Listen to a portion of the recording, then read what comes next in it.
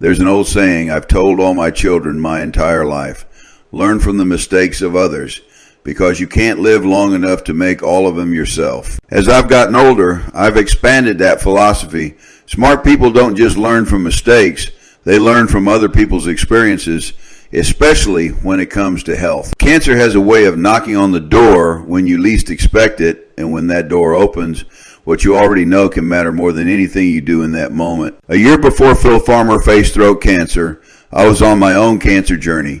We've been teammates for over 40 years. We've traveled together, competed together, and lived a lot of life side by side. During my battle, I documented what I was going through, medically, mentally, and holistically. Not because I had all the answers, but because I believed the information might help someone else someday. That someone turned out to be Phil. In this conversation, Phil shares his journey, what he faced, what he learned, and how information he absorbed before his diagnosis helped guide his decisions.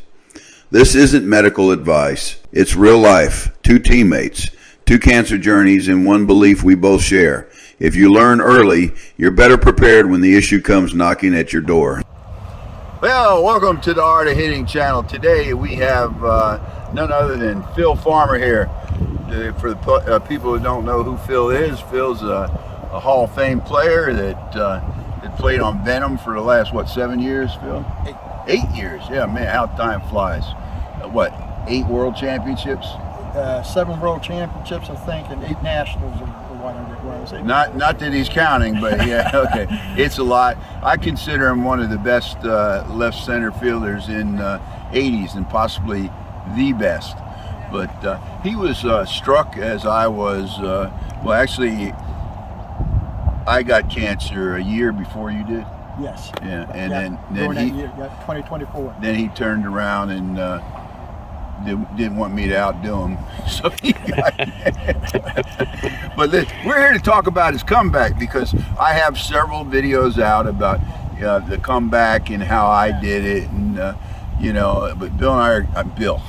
Phil and I are pretty tight. We've known each other for 40 years.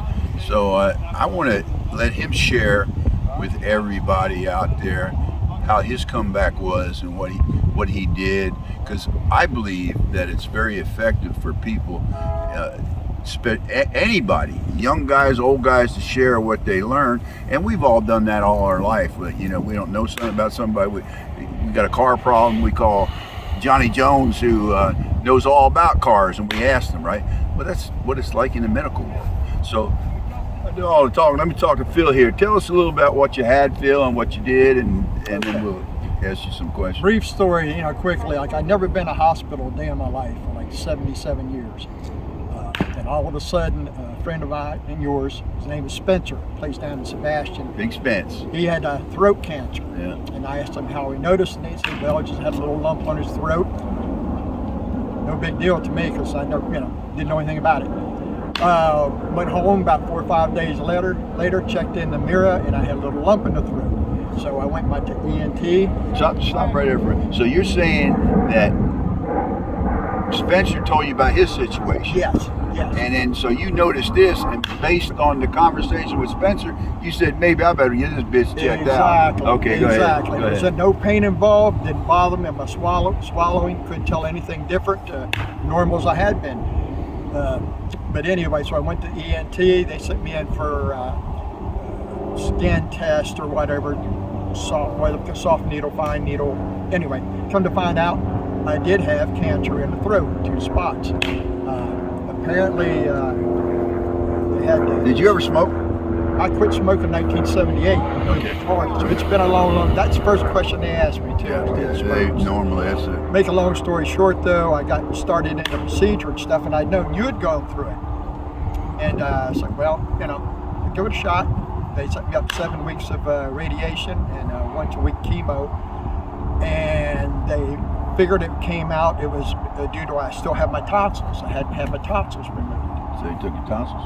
They pulled my tonsils out, pulled some teeth out of the bottom, and from then it went downhill as far as I'm concerned.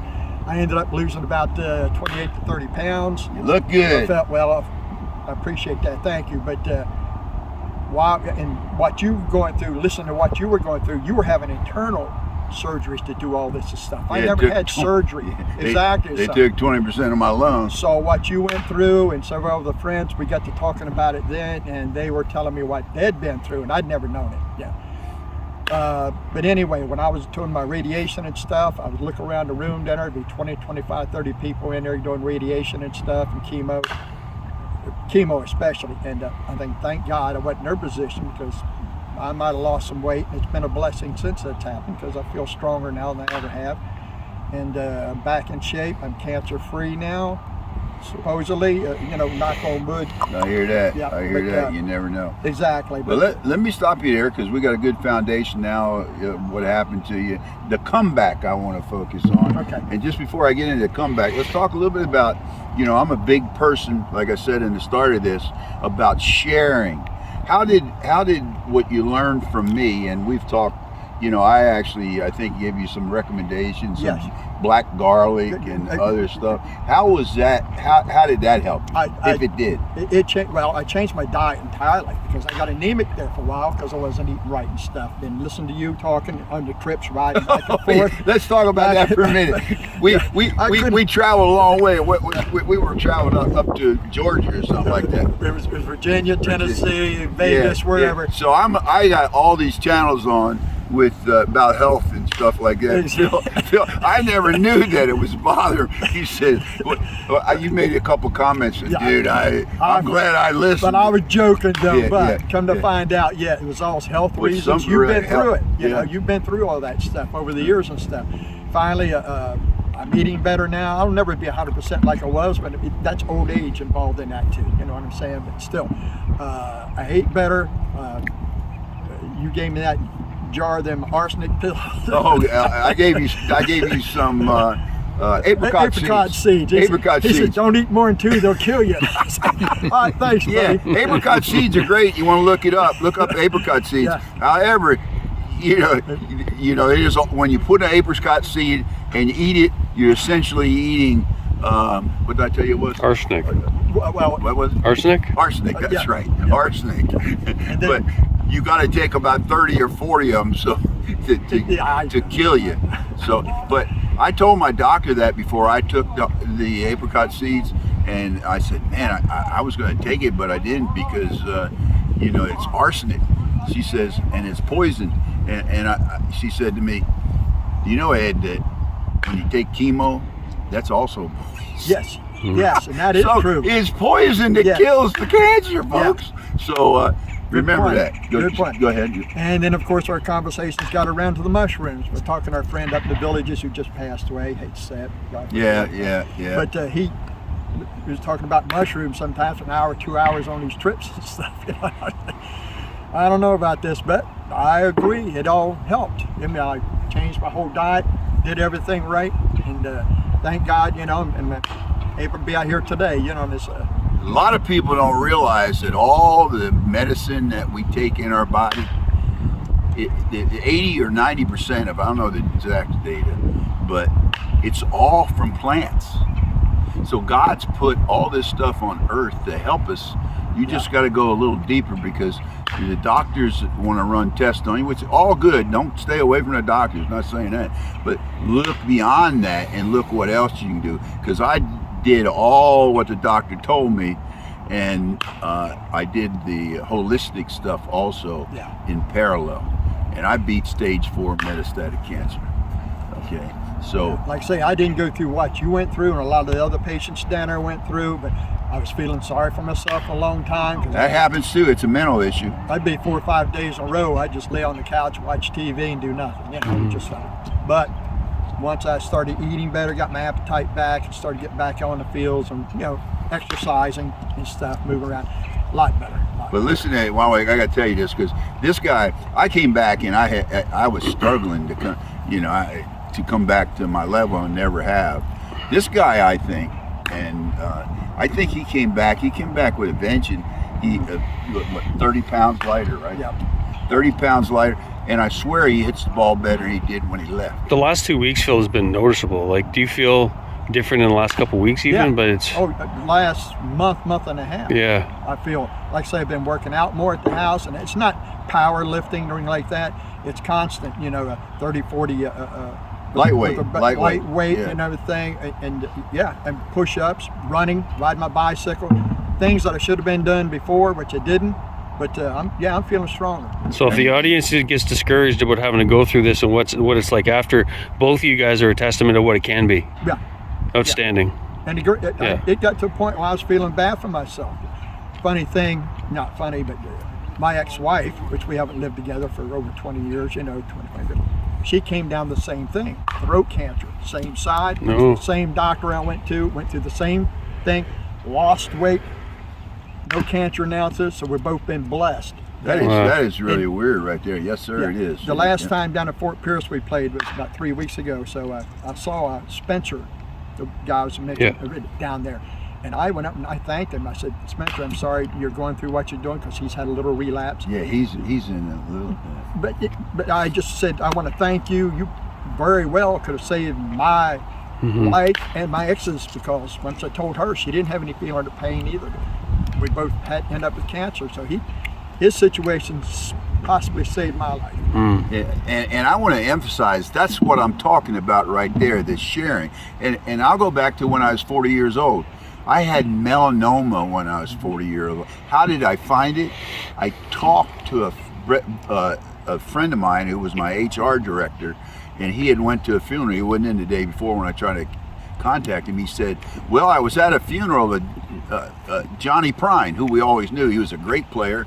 He was kind of the guy that when we traveled, all these guys go out and drink in their corrals, and me and Johnny stayed in. We were like clean-cut guys. And so he died. He died at 40 years old. I said, how'd that happen? He said he had a little mark on his back. He never went to check it out, didn't think nothing of it.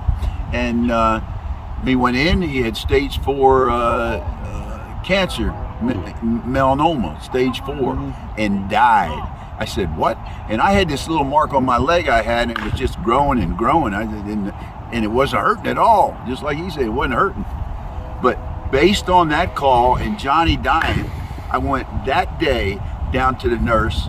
She says, I don't think it's anything, but I'm going to make an appointment for you at the dermatologist. And so she did, sent me there. I think it was the same day. I went there, and he said, I don't think it ain't, but we'll do a biopsy.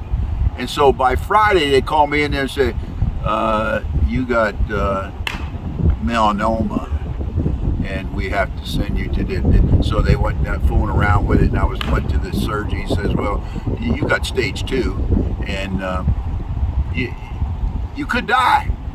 It may be inside you. So all that from, I won't go into the rest of it, but I did survive. It was all about, just like Phil here, somebody had said something, shared, that's invaluable. So what we put on this channel is things that we think would help you if you ever get in that situation.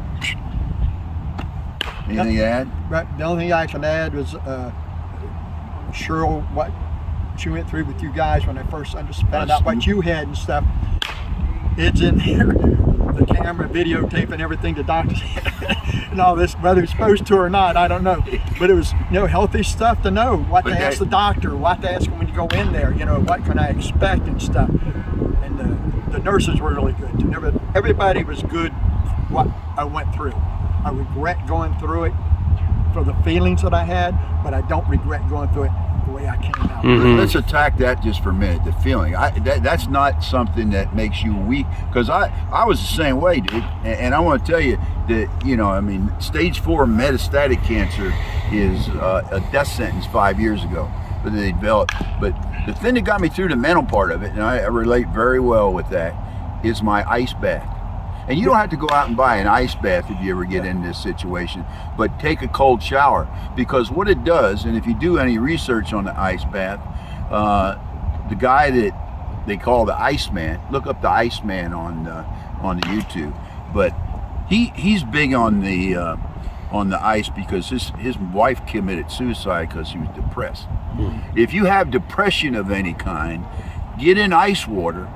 And you stay in ice water 3 minutes. When you get out, you won't be depressed anymore. Almost guaranteed. And that's what got me through my issues, I had the same one. I wake up some morning, oh shit, I'm gonna die. I planned out everything in my life. I wrote letters to all my children, Yeah. got all my financials. I thought I was dying, planning on dying. Yeah. But that got me through it. Plus the YouTube channel. I buried myself in YouTube videos. That's why I got 2,000 out there. But It's the same way. I didn't tell my two boys I had cancer at first until I found out what the procedures were, and then going to stuff. And then eventually, they were saying there was something wrong with me, of course. And finally, once I told them, they were just both positive about the outcome. Dad, you're going to get through it, no problems. And that really helped. Having family support and pushing and stuff. so if this helps one person out there, it's all worth it. What do you think, Dan? Thanks a lot, guys. This is a tremendous video. Great information. Okay. Thank you. Thank you, man. Thank you, buddy. Innings, a new beginnings, extra innings.